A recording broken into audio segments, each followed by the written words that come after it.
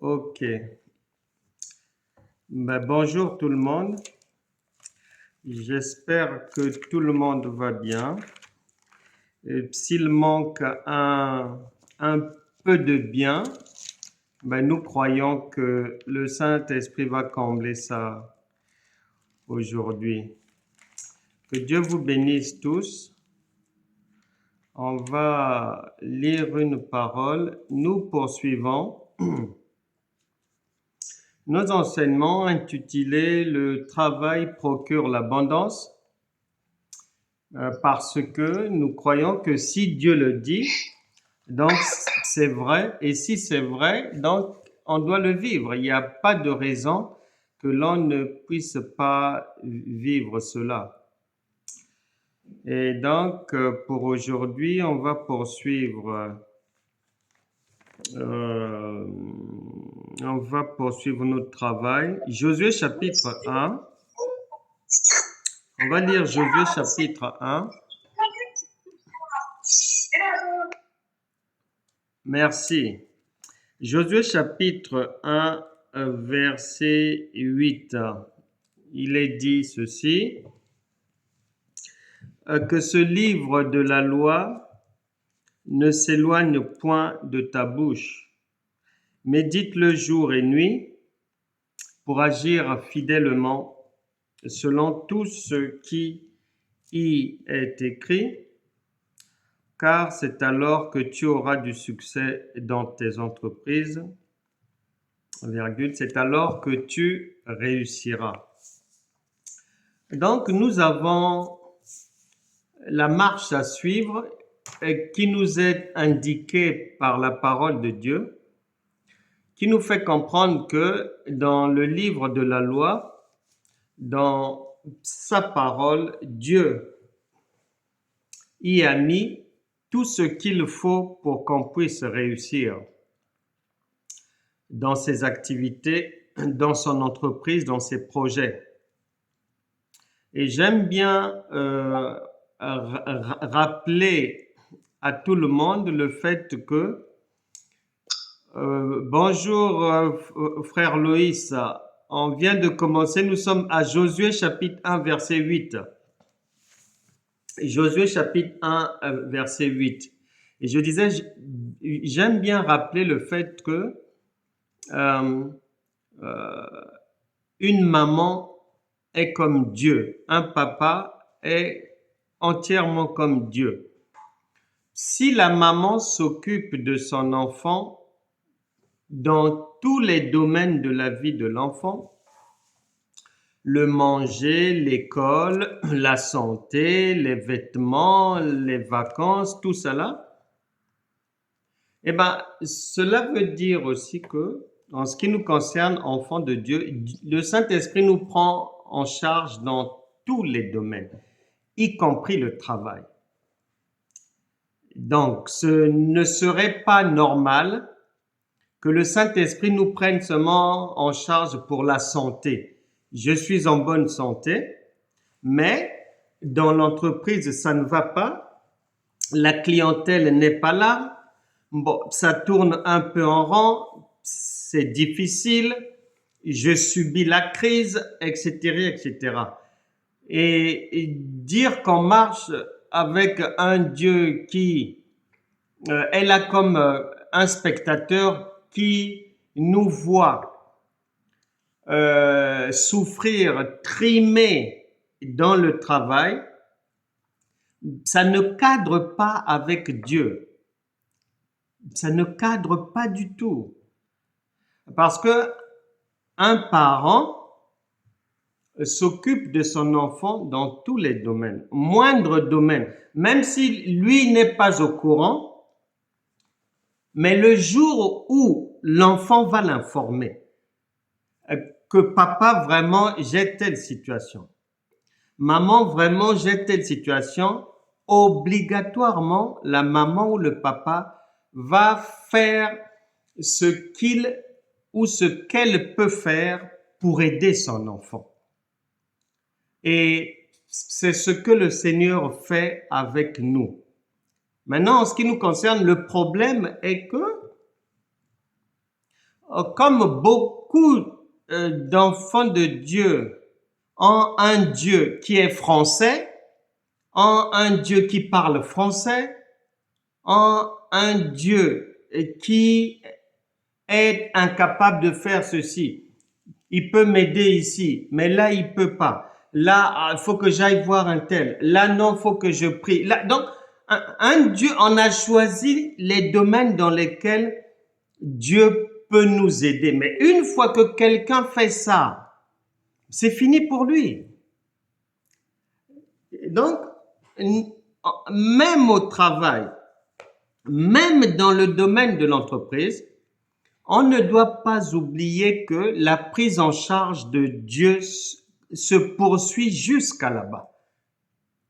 Et que de la même manière qu'il nous aide dans tous les autres domaines, dans le travail aussi, puisqu'il a dit « vous serez la tête et non la queue ». Donc, dans le travail, on doit être devant dans son domaine, obligatoirement. Et si ce n'est pas le cas, on doit chercher à comprendre pourquoi je ne suis pas devant, pourquoi je suis derrière, comment je sais que Dieu ne ment pas, comment il m'a dit si je fais attention à sa parole, si j'essaie de comprendre ce qu'il me dit, je vais avancer. Mais comment ça se fait maintenant que je suis mais derrière? Eh ben, l'une des premières raisons, c'est donc le fait que on limite Dieu. Et il y a beaucoup de chrétiens qui, en fait, quand il sort de la maison, tout ce qu'il va faire dans le travail, dans l'entreprise et tout, il ne pense même pas à Dieu. Il fonctionne comme les autres, comme tout le monde, avec les mêmes méthodes, avec les mêmes idées, avec les mêmes techniques, pareil. Et c'est quand il revient à la maison maintenant que Dieu revient dans son cerveau. Non, il faut l'emmener aussi là-bas puisque il est déjà avec toi. Donc, il continue à te conseiller, à te faire du bien, y compris dans ce que tu veux faire, les projets que tu as. Donc, on ne doit pas limiter Dieu. On doit savoir que dans tout ce qu'on va faire, la main de Dieu est là. Et si la main de Dieu est là, c'est pour faire en sorte qu'il y ait le succès, obligatoirement. Obligatoirement, même si ça semble difficile, même si la conjoncture, c'est pas trop ça, mais Jésus a dit, lorsque les disciples dans la barque, pendant que la situation économique s'est dégradée, pendant que les entreprises fermaient, pendant qu'il n'y avait plus de marché, plus de débouchés, mais les disciples ont paniqué. Et Jésus, quand on l'a réveillé, même dans ces difficultés-là, lui, il dormait pour lui. Et quand on l'a réveillé, il va leur demander, mais où est votre foi? Parce que la foi, c'est dans tous les domaines que on doit l'appliquer. Et troisième chose à savoir, c'est que c'est très important quand Josué chapitre 1 verset 8 dit que ce livre de la loi ne s'éloigne point de ta bouche, médite-le jour et nuit. On ne doit jamais oublier que Dieu n'est pas un homme. Il a plusieurs manières de parler, plusieurs manières de faire. La Bible, c'est la loi écrite. Il y a la loi orale. Le parler de Dieu oral, ça peut être par la prophétie, ça peut être par un songe, ça peut être par quelqu'un, un enfant, n'importe qui. Dieu met dans sa bouche mais quelque chose pour toi. Et je connais beaucoup de gens qui ont prospéré, mais en fait, l'idée ne venait pas d'eux. Soit ils ont entendu ça dans la rue, soit c'est quelqu'un qui leur a dit, mais moi je te verrais beaucoup plus dans telle chose. J'ai un ami écrivain et il avait écrit un livre et qui avait vraiment fait du succès. Le titre du livre, c'est « Je suis noir et je ne mange pas le manioc ». C'était sorti il y a quelques années et ça avait fait vraiment beaucoup de succès. C'est par là qu'il s'est fait connaître même à travers le monde. Il s'appelle Gaston Kellman. Et un jour, il m'expliquait comment il en est venu même à écrire le livre en question et puis à écrire d'autres livres. Il n'avait jamais eu cette idée-là. Et par là, le Saint-Esprit nous fait comprendre qu'on doit prêter attention au parler de Dieu qui est aussi en dehors de la Bible, à travers les gens qu'on côtoie, les conseils des gens, parce que Dieu va parler. Et lui, il m'expliquait qu'en fait, lui, là où il vivait dans son quartier, il voyait beaucoup de choses.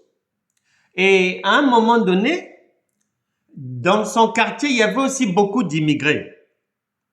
Et à partir d'un jour où il n'avait rien à faire, ce qu'il voyait dans le quartier, il écrivait maintenant ça. Il écrivait comme ça pour passer le temps. Et un jour, quand il a trouvé qu'il avait écrit suffisamment de choses, il a cherché un éditeur pour publier le livre. Il n'en a pas trouvé. Donc, ça l'a découragé. Il a laissé tomber. De toute manière, son métier, c'était pas l'écriture. Lui, c'est un psychologue. Donc, il a pris ce qu'il avait écrit. Il est allé mettre ça dans des caisses, dans sa cave là-bas. Il a laissé ça là-bas. Plusieurs années après, il parlait avec un ami et il y a quelqu'un que son ami là connaît qui est entré dans le café. Et son ami là, pour rigoler, a dit à la personne, je te présente mon ami là. Et comme son ami c'est un éditeur, il lui dit, lui, il sait écrire, il m'avait déjà montré quelque chose qu'il avait écrit il y a quelque temps, mais il n'avait pas trouvé d'éditeur. Et l'éditeur lui demande, lui pose des questions, mais lui quand il répondait, pour lui c'était une histoire oubliée, il n'y pensait plus, c'était fini, il avait oublié ça depuis longtemps. Mais le monsieur éditeur va insister que faites-moi lire seulement, je vais voir un peu c'était quoi.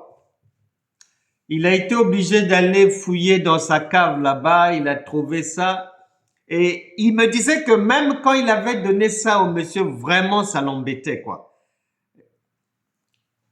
Et quelques jours après, le monsieur l'appelle, il se voit, mais le monsieur lui dit mais ça c'est vraiment quelque chose de bien. Lui dit ah bon? L'éditeur l'a dit oui, mais c'est un ouvrage vraiment excellent. Et c'est le monsieur qui va lui dire ce que tu as écrit là, le titre que tu as donné, c'est pas ça. Il dit ah bon? C'est quel titre? Et c'est le monsieur qui va lui dire le titre de ton livre là, le vrai titre, c'est Je suis noir et je ne mange pas le manioc. Il a dit ah bon? Bon. Lui, il ne s'en occupait plus. Et l'éditeur a sorti le livre. Et le livre a tellement bien marché que lui, non seulement il était surpris, mais il n'avait jamais pensé que ça pouvait donner de tels résultats. Et un jour, il faisait une conférence pour le livre en question. Et il y a quelqu'un qui se lève, qui prend le micro, qui lui demande: vous en êtes où avec le prochain livre? Est-ce que vous avez déjà le titre? Et lui me dit: j'avais jamais même pensé. Donc, par là, il a été obligé d'écrire un deuxième livre, un troisième livre, et c'est comme ça que c'est devenu un très grand écrivain. Et donc, entendre Dieu, c'est aussi être attentif à ce que quelqu'un peut dire, à ce que quelqu'un peut dire dans la rue, un client peut dire, ce qu'un fournisseur peut dire, ce que l'enfant peut dire. C'est ça aussi, entendre Dieu. Parce que Dieu parle de plusieurs manières. Et donc, on doit être sensible pour entendre Dieu. Ensuite, si nous témoignons, c'est parce que le Seigneur Jésus lui-même, il forme les gens pour que les gens aillent le témoigner. Maintenant, Dieu est un Dieu du témoignage. Témoignage veut dire refaire. Et lorsqu'on témoigne, c'est pour que celui qui écoute, qui prête attention, qui comprend, qui saisit que Dieu fasse pour lui ce qu'il est en train d'entendre là. C'est pour ça qu'on témoigne. Mais comme la plupart des gens, ils écoutent seulement écouter comme ça rentre là, ça sort là, ou ça n'entre même pas. Et ils passent à côté de beaucoup de choses. Parce que, bien aimé qu'on se dise la vérité. La foi vient de ce que l'on entend, oui. Mais, si c'est lire la Bible seulement, ça donne les résultats dans les vies de beaucoup de gens, ça ne va pas. Parce que le fait de lire ne sera pas forcément suffisant. Non. Non, non, non, non. Même si quelqu'un lit, oui, le juste vivra par la foi, j'ai la foi, ceci, cela. Non. Puisque quand les problèmes vont arriver, la personne, elle va paniquer. Elle va paniquer, les gens, c'est ça. Et c'est pour ça que les disciples ont paniqué dans la barque avec Jésus. Mais eux, pourtant, Jésus les enseignait matin, midi, soir. Mais quand les problèmes sont arrivés, ils ont paniqué. Maintenant, entre celui qui lit seulement et celui à côté qui lit, qui écoute et qui retient le témoignage, celui qui retient le témoignage est supérieur à celui qui lit seulement. Pourquoi? Parce que celui qui retient le témoignage, il a plus d'éléments pour croire que Dieu peut faire pour lui. Pourquoi? Là, c'est du papier.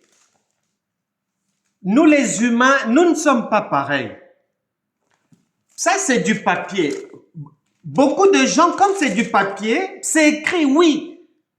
Mais même s'ils disent par la bouche, je crois, oui, Dieu est là, mais dans leur cœur, ils ne sont pas convaincus. Parce que c'est du papier. Mais si quelqu'un vient leur dire j'étais dans telle situation au niveau de l'entreprise. J'étais vraiment surmené par les taxes qu'on me demandait de payer. Le redressement fiscal. J'avais beaucoup de problèmes, mais regarde ce que Dieu a fait pour me sortir de là. C'est ça qui va donner la foi. Parce que la personne va se dire, voilà, c'est un humain comme moi. Si Dieu a fait pour lui, donc il peut aussi faire pour moi. Et celui qui lit là, surtout s'il s'arrête, pour lui c'est Pierre, Jean, c'est Jacques. Ça fait trop loin dans son cerveau, c'est loin. C'est à plusieurs siècles là-bas. Or, quelqu'un qui dit que Dieu a fait ça pour moi, ça. Un humain comme toi, avec la chair comme toi, mais tu vas plus croire. Ça te rapproche et de Dieu et du miracle. Parce que ton cœur va être convaincu que Dieu peut le faire, puisque tu as devant toi un humain qui témoigne ce que Dieu a fait. Donc, il faut bien prêter attention. Dieu, il nous vient en aide comme il veut, pas comme je veux moi, non. C'est comme il veut, donc c'est à moi d'être attentif, de bien écouter, de bien regarder, de prêter attention. C'est ma responsabilité. C'est ma responsabilité. Dieu ne va pas comme une maman. Une maman ne va pas dépendre soit des caprices de l'enfant, soit de ce que l'enfant veut. Non, maman, faut que tu me parles comme ça. Non, tu attends, je suis pas prêt. Faut que tu me parles. Je serai disponible à partir de 19h. Si tu veux me parler, si tu veux que je fasse ceci, attends 19h. Attends. Non, mais non. Mais non. Un parent ne dépend pas de l'enfant, mais non.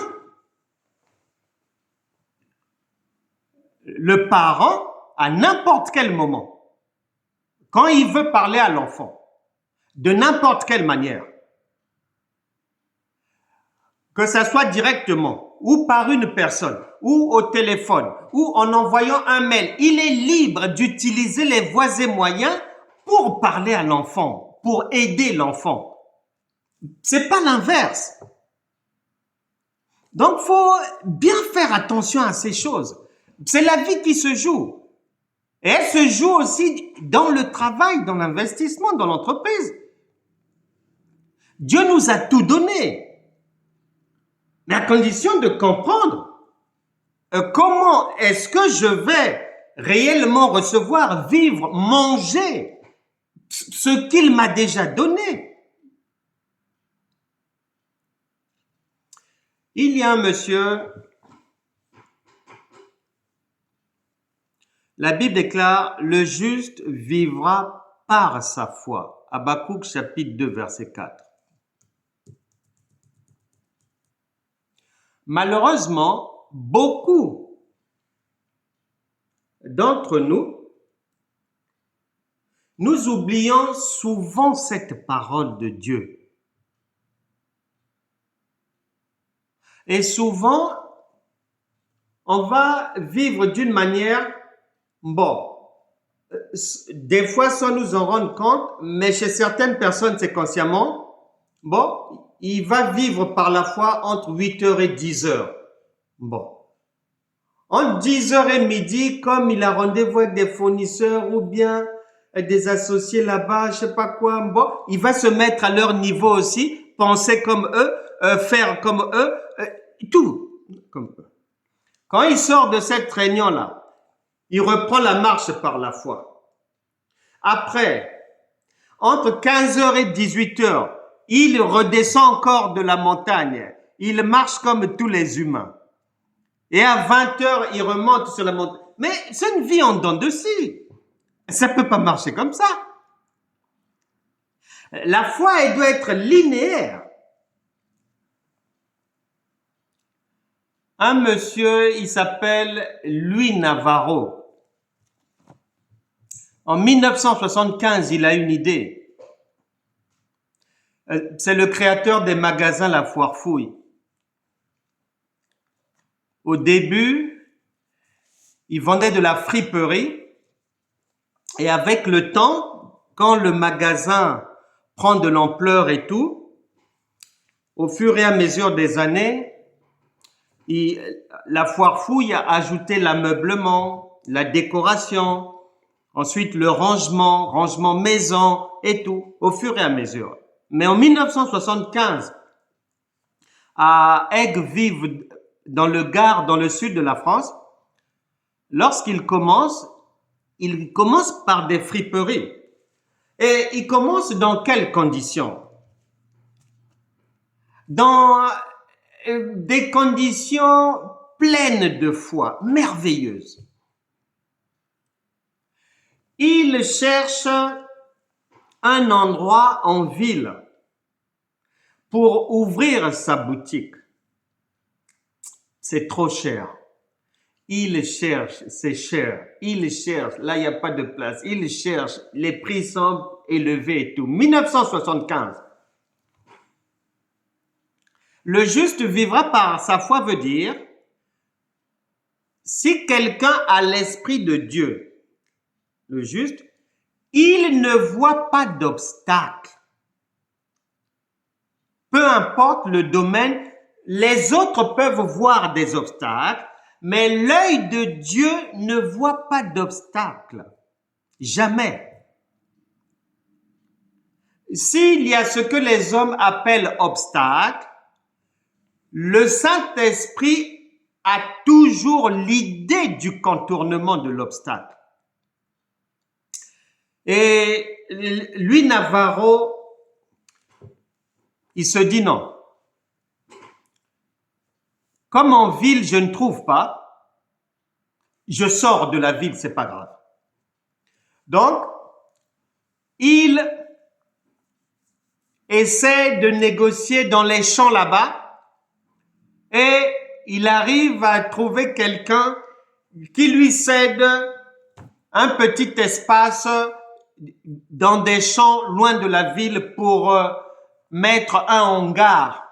Et il dit, bon, je mets le hangar avec les tôles, des trucs comme ça, pour commencer à vendre ces friperies. Comme c'est sous l'appellation, sous le nom magasin, et il faut que la préfecture donne l'autorisation.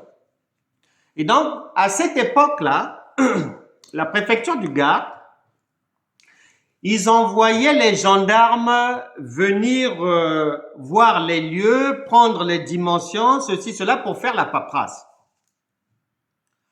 Quand les gendarmes sont arrivés dans les champs, ils lui ont dit, Monsieur Navarro, on vous donne un conseil, vraiment. Il faut laisser tomber.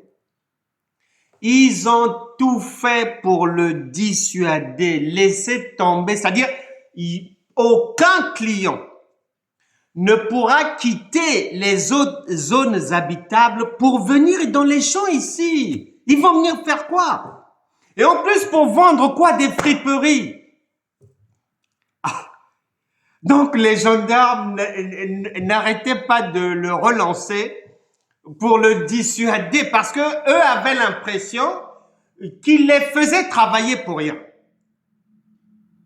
Lui, Navarro a dit non, non, non, non. Même s'il n'y a pas de clients, j'ouvre l'atelier dans les champs, j'ouvre le hangar. Et en 1975, comme ça, Navarro a son autorisation, il ouvre son hangar dans les champs. Quand il a ouvert, les échos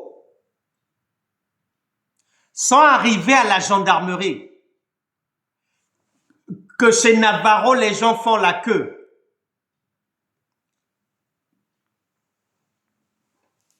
Toute la gendarmerie s'est mise debout pour aller vérifier si ce qu'ils entendaient, c'était vrai. Ils sont venus, ils ont pris des photos. Ça a paru dans la presse. Les gendarmes ont pris des photos incroyables. Pour eux, c'était inimaginable que quelqu'un quitte la ville là-bas pour rentrer dans les champs. À cette époque, c'est 1975, hein. C'est pas les époques d'aujourd'hui où chaque heure tu peux avoir un bus, ou bien tu peux prendre un taxi, ou bien tu as ta voiture, tu vas. Non, non, non, non, c'est pas ça, c'est pas ça.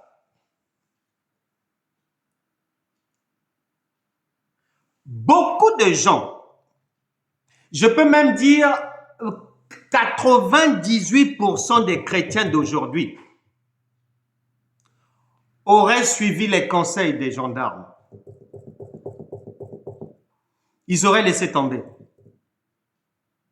Mais lui, Navarro, il s'est dit en ville, je n'ai pas le budget, je n'ai pas de place, je cherche n'importe quel endroit, je dois ouvrir. La Bible déclare, Romains chapitre 10, verset 13, quiconque invoquera le nom du Seigneur, il recevra le secours de Dieu. Et c'est comme ça que Navarro a ouvert les magasins La Foire Fouille dans un hangar bidon. J'ai eu la chance de voir les photos du premier hangar des magasins La Foire Fouille. 1975, à Aigues-Vives. Dès que ça a ouvert, dans les jours qui ont suivi, les gens faisaient la queue. Les gendarmes n'ont pas cru. C'est avec cet état d'esprit qu'un entrepreneur, que celui qui entreprend, doit passer ses journées. Ne pas voir, c'est-à-dire l'obstacle est là. Tu vois l'obstacle sans voir l'obstacle parce que le Saint-Esprit prévoit toujours un contournement de l'obstacle, obligatoirement. Si jamais pour X raison, dans ton activité, dans ce que tu veux faire, dans tes investissements dans ton affaire, si un non-chrétien voit un obstacle, une difficulté, et que toi aussi, tu vois comme lui l'obstacle, la difficulté, parce que l'URSSAF a dit ceci, parce que les impôts, si cela, parce que le service d'hygiène a dit il faut rajouter des...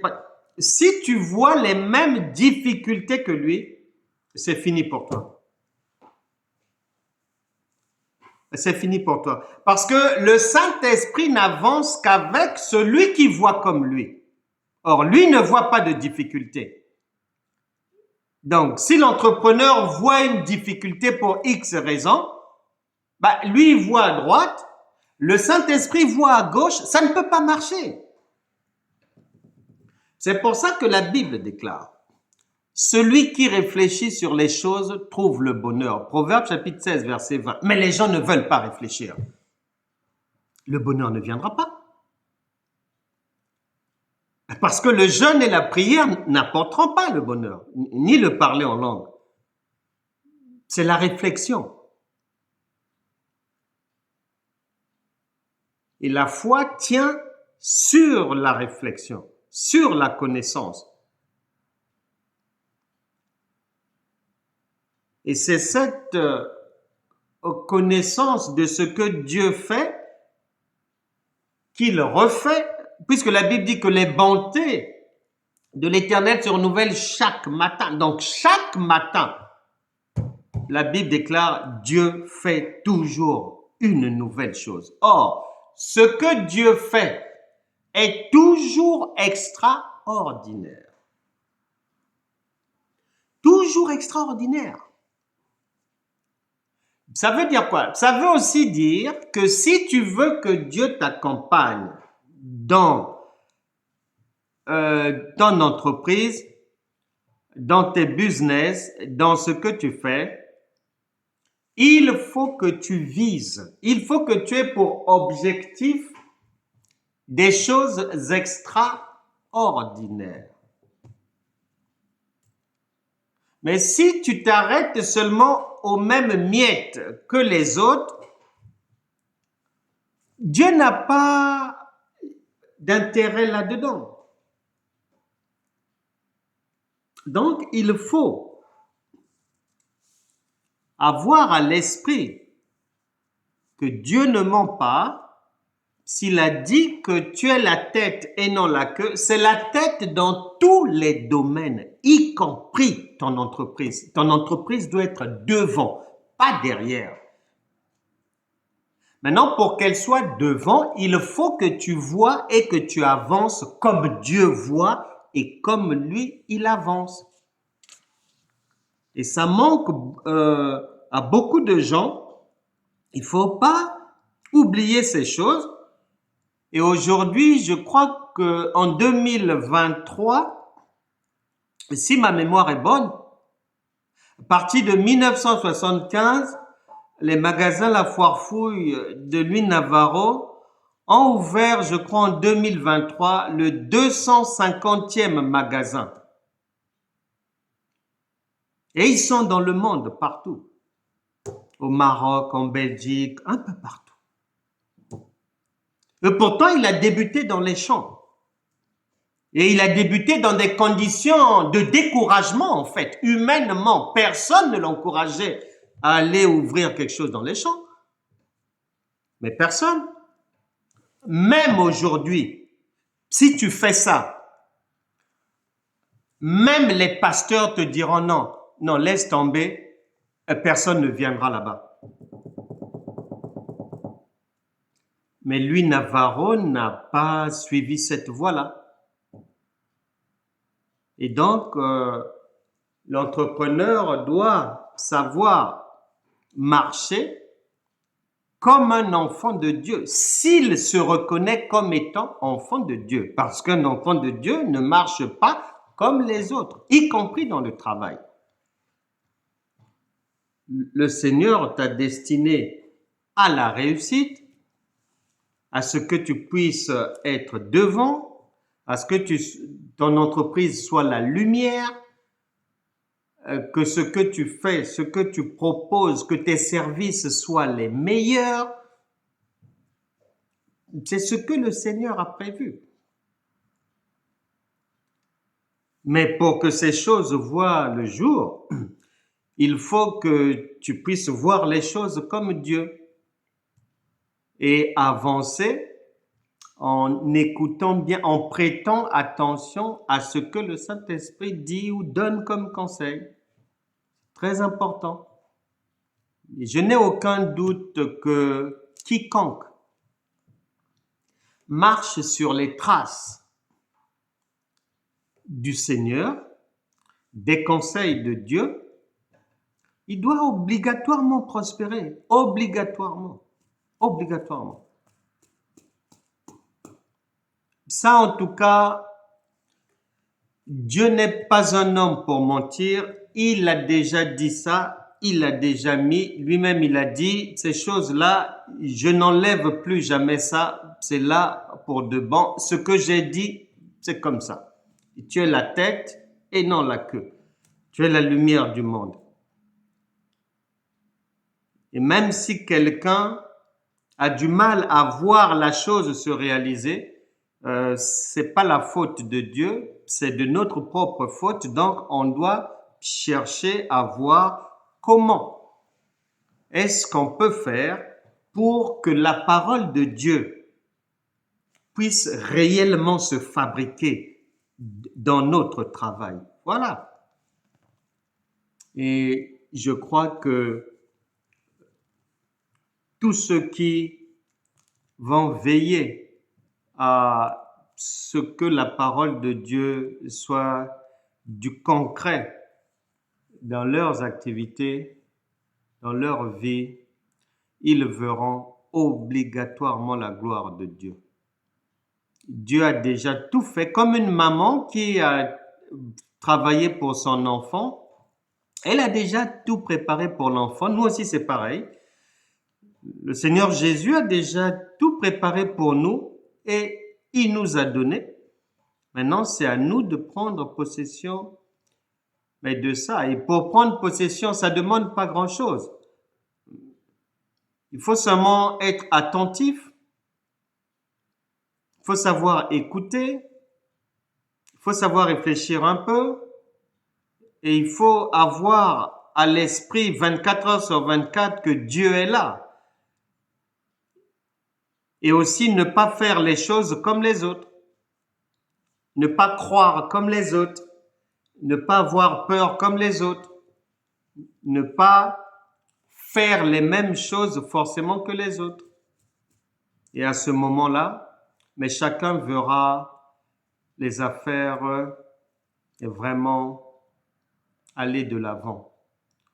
Puisque la Bible déclare que Dieu n'est pas un homme pour mentir. Donc ce que Dieu dit est vrai. Nous allons prier. Est-ce que quelqu'un a une question avant qu'on ne puisse prier?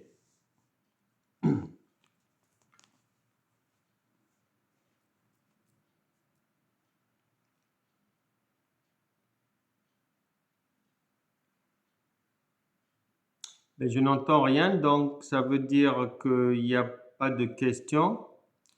Tout est suffisamment clair. Il faut faire attention parce que chez les chrétiens, on fait les choses trop à la va-vite.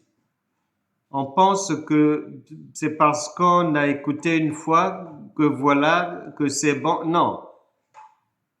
Les choses les plus importantes méritent une attention particulière.